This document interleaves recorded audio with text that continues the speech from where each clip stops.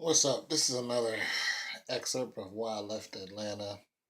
And for those of you who've been commenting saying that I'm an old guy who dresses young because I wear baseball caps, okay, I mean, get out of here with that. The video that you're talking about, I had on a polo jacket, I had on a polo hoodie, I had on Levi jeans, a pair of Timberlands, and a Yankees cap. I'm 49 years old. And the dude said it's because I had a sticker. It's like I'm dressing like a young dude because the sticker was still in my, you know. Oh my God! And somebody said I'm not growing up. Like young guys dress like this because they don't.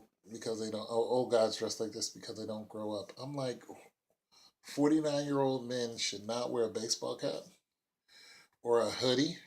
We shouldn't wear hoodies. We shouldn't do that. That we shouldn't. You people got too much time on your hands. Um, I'm too old to wear a hoodie. I didn't know that. Anyways, shoot. Let's see. What did I talk? I talked about almost everything in Atlanta, but this is kind of like a retort because somebody also said that you don't go to Atlanta if you're poor. But nonetheless, I've seen so many videos where people went to Atlanta and they said they didn't have any money. One person said they moved down there with no money or $100 or $150. They said don't move to don't Atlanta is not for poor people. I'm just like there are millions of poor people in Atlanta. You know, have a good job. They were trying to criticize me. I didn't have a good job or whatever. It's just like where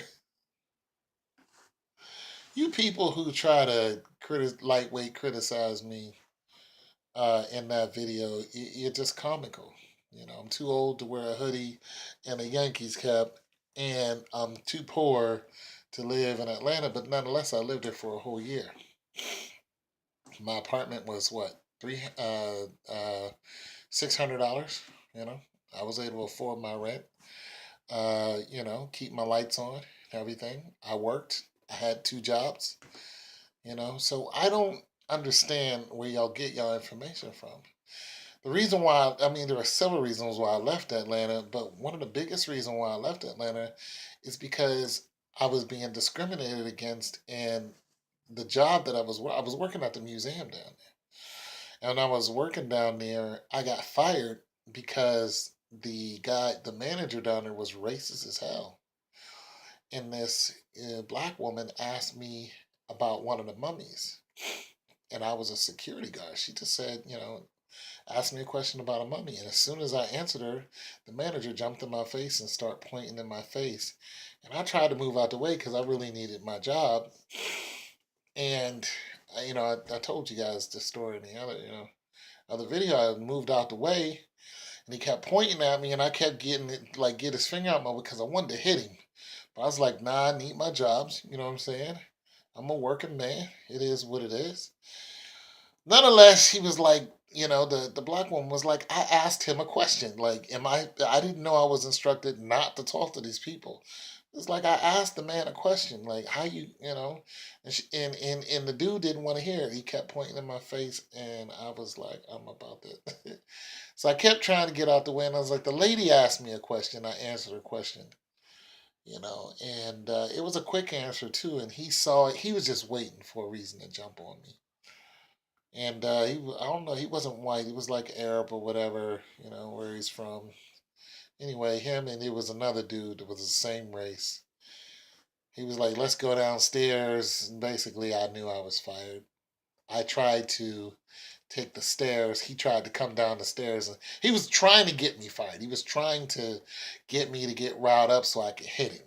So I went to take the stairs. He started walking down the stairs behind me. So I went and jumped on the elevator. He gets on the elevator with me. So I just didn't want any trouble. But as soon as we got downstairs, both of them was ready to jump on me, and I already knew I lost my job. But the problem is, I lost both jobs. I worked as a clerk in a hospital too. Suit and tie every day. And when you lose your one job for that temporary company, you lose all your jobs. And when I lost both of my jobs, that was one of the reasons I moved back to Ohio, because the job market down there is fierce, and and the people who were running the temporary company, they were black. And I told them that I didn't do anything wrong. I even had that lady vouch for me. And they were like, well, we can't have you working at the hospital. And like what I did, like I did something so heinous. And then I said, listen, why don't you can look at the cameras and see that I did absolutely nothing wrong. They didn't want to hear it. They were like, you're fired. You can't work here. And I was just like, all right. So I called a friend of mine, and they came and got me and moved me right back, to Ohio. And I was homeless. So I had to live with somebody until, I got my act together. I got a job out here, and, moved myself into an apartment, and that's just the way it went. So was I poor? I was a working man. I was living over the poverty line. I think which is 12,000 a year. You know what I'm saying, or something like that, or 1,300 a month. I don't know. I was above that. I didn't have a vehicle. I didn't want one. I didn't need one. I had my bike. I rode it everywhere and put it on the front of the bus. Got around like that. The MARTA system is everywhere I needed to be. And I wasn't poor. I wasn't, starving, to the point where, I was okay. I had food in my refrigerator. I was doing all right until I lost my jobs. And this and this happens to millions of people all the time. They lose their job, they have to downsize, they have to go do something else, they have to go live somewhere else, live with a family member, friend, double up. I was doing that all by myself. When I first moved down there, I was with my sister. We got into it, so I left her place and I got my own place. So I could afford to live in Atlanta. I just lost my jobs. And I didn't want to risk being homeless in Atlanta and trying to find, like, I went on a job search in Atlanta. This is how bad it is in Atlanta when it comes to finding a job. I went on a job, like I answered an ad because I had to start looking, or I was gonna have to migrate back. Now, mind you, I was down there to see my little girl, to try to be closer to her. It just didn't work because I didn't get any closer to her. So that's another reason why I left, is because of my baby's mother and my daughter. I hardly got to see her. So it was like, why am I struggling down here when I can move back to Ohio and be okay? Y'all don't want to see me? I didn't care about the mother wanting to see me. I cared about my daughter. But when the mother wouldn't let my daughter see me a lot, I was like, to hell with struggling. Screw it, I'm leaving. I can't get what I'm here for, so I left. And that's, hey, it is what it is. But nonetheless, so here's the way the job search goes down there. But no, this is years ago when I lived down there. I went and started going through the paper, right? Like everybody does. You looking for a job. This tells you how old this is. I started answering, I started looking in the paper. I started trying to find a job, and I answered this ad, and they had it. Forgot where it was. It was at a big public place where they had it.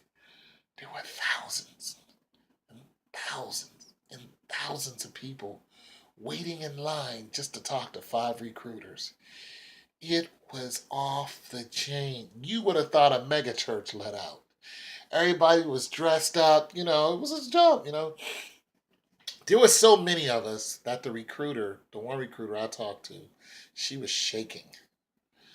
There were just so many of us. She was just nervous. In the interview, it didn't even go like a one-on-one interview. She was just asking me what my skills were. And I said, I did this, I did that. I used to work at the Ohio House of Representatives, this, that, and the third. And, and I ended up getting her, her phone number, and which is really weird because she gave me her phone number, and I'm like, I don't think you give everybody your phone number. I called her, and she never, like, she'd pick up the phone, but she'd never say anything. Like this was her home phone number. She wrote her number down. She looked at me, wrote her number down, and I called her. And I was like, this is the guy from, the. I'm looking for a job still. I didn't care about her. I cared about the job. She never she never said a word. So I don't know if her nervousness was because of me. I don't know. I just thought it was weird that she gave me her home phone number. But nonetheless, they were really overwhelmed because there was so many people, and they didn't have a bunch of those jobs. I even thought about being a cop because they was hiring. And I talked to a friend at the job fair. She was like, "Yeah, I thought about being a cop too." But they was like, yo, you don't want to be a cop. You'll end up in a ditch somewhere stinking like somebody will kill you. I was just like, oh, like he was talking about how cops, do each other down there. I was just like, oh, well, forget that. So when I couldn't find a job fast enough, I paid my last month's rent and I dipped. You know. So just to let you guys know, I don't know if you considered me the working poor, but I was able to afford to live in Atlanta. It wasn't like I was down there and had zilch. I was doing what I wanted to. I went to the movies all the time.